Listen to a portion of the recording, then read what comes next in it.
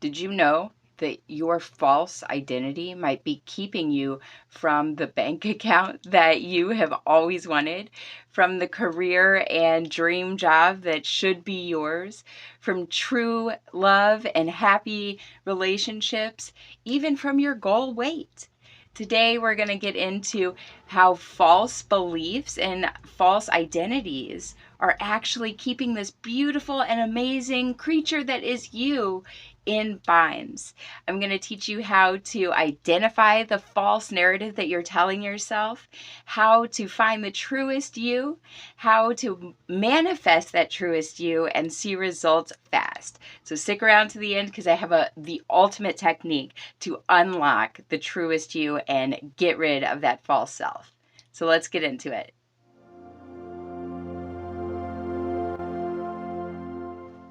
Hey guys, it's Aurora with Abundant Minds, and the false self and the false identity is what I've been talking about, and you may be wondering, what am I meaning by that? So a lot of times in society, this is called our ego. And it actually can keep us from making bold decisions or making the truest decisions for ourselves. It can keep us in fear. It can keep us in yo-yo diets or stuck in financial struggle or even ruin. It can keep us unhappy and abused in toxic relationships. So let's talk about what the false self is. So if we look at it from a religious point of view, we are just souls inhabiting this body for a short time before we go to our forever home, for lack of a better word. And so that would mean, if we follow the religious thinking, that would mean that everything in this world is just like clothing for our true self. Now, if we go from the spiritual side of it, which is also backed up by the science side of it, is that we are just energetic beings, that everything is energy, we are energy, and again, we're kind of just wearing this life for a little while, because science says that energy can't be created or destroyed, so it just continues forever, it changes form. So that would mean that we, again, are our true self inside, and that where I live, even my age, my hair color, my weight, my outward relationships, these are all outside of who I am. And because they're outside, that means that they can never truly harm who I really am. So one way to think of this is, if you are in, let's say you're in a relationship and your partner is looking at another person and you feel jealousy. And maybe your relationship is very healthy and it's very stable, and yet you feel this massive jealousy. That jealousy is the false self. And I'll tell you why. Because your true self can never be harmed. Your true self is nothing but love. And so jealousy doesn't affect your true self. That comes from your false self, because your false self does not want to be a person who's cheated on. Your false self wants to be so amazing that no partner would ever look at another individual again for the rest of their lives. No one would ever even check out the waiter or the waitress, because you are so divine. This is what the false self, everyone's false self, by the way, I'm not picking on you specifically, but everyone's false self wants these things. False self wants to say we are the richest, happiest, shiniest, skinniest people in the world, and anything that goes against that is going to clash with the false self, and it's going to bring in fear, and it's going to bring in anxiety, and it's going to bring in limiting beliefs. Now, maybe that's a concept that makes more sense to you, but let me flip that upside down, because what we didn't realize until recently, at least me, what I didn't realize until recently, is that it can go the opposite way. Our limiting belief and our self concept, our false self, can be hardwired for failure. For an example, let me tell you a very personal story about my brother. So my older brother and best friend Patrick, he passed away in September, and he had type 1 diabetes, and it gave him a lot of physical problems. He had had a lot of seizures, which eventually led to renal failure, which is kidney failure.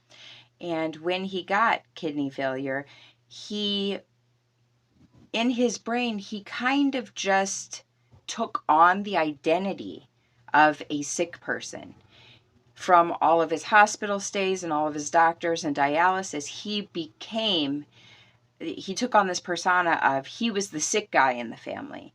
He was the one in his friend group that had the medical problems.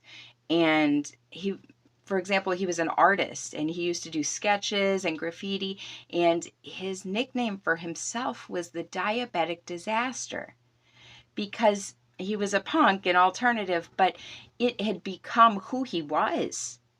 His whole life had changed. He had to stop working and be on disability, and he spent a lot of time in the hospitals and things like that. And so that became his comfort zone. That became his new normal. He had 98% renal failure. He needed a double kidney transplant, and he never got on a donor list. It started out as depression and pure laziness. But after the first year, it stopped being about depression and laziness, and it started being about this was who he identified as now. And if he changed that, and we had open talks about this, because I would plead with him to get on this donor list, and we had open talks about how he was terrified. He was terrified of having to rewrite his whole narrative and figure out who he was and who he would be if he wasn't the sick guy anymore. And that was terrifying to his core. And he eventually passed from it. And if he had ever been able to change his identity from that of the sick guy, he might be here today. So I mentioned the narrator of my brother's life. I would love to talk a little bit more about narrator and narration. Have you ever heard that voice in your head that we all have that is just kind of babbling most of the time, and it'll tell you, did you lock the door? Did you turn the oven off? Did you, where are your keys at? Things like that. Well, if you stop and you pay attention, that voice in your head is not you. It is not talking from you. It is a voice in your head that is narrating your life. It's like it's telling your life to you. And this is a very important part of understanding the false self, because we are the person, we are the being, that energy that the narrator's talking to, but the narrator's that false self. So if something happens, we say, oh, I'm upset about that. Okay, we don't have to act on it. That didn't hurt us. The narrator says that we should be upset about it, but do we? So the way that this is the big technique that is going to help you identify your true self and bust out of it. And it's all about the narrator, and it's all about third person. So you're going to start narrating your own life, whether it's journaling, whether it's out loud in the car, or whether it is just in your head consciously and purposefully.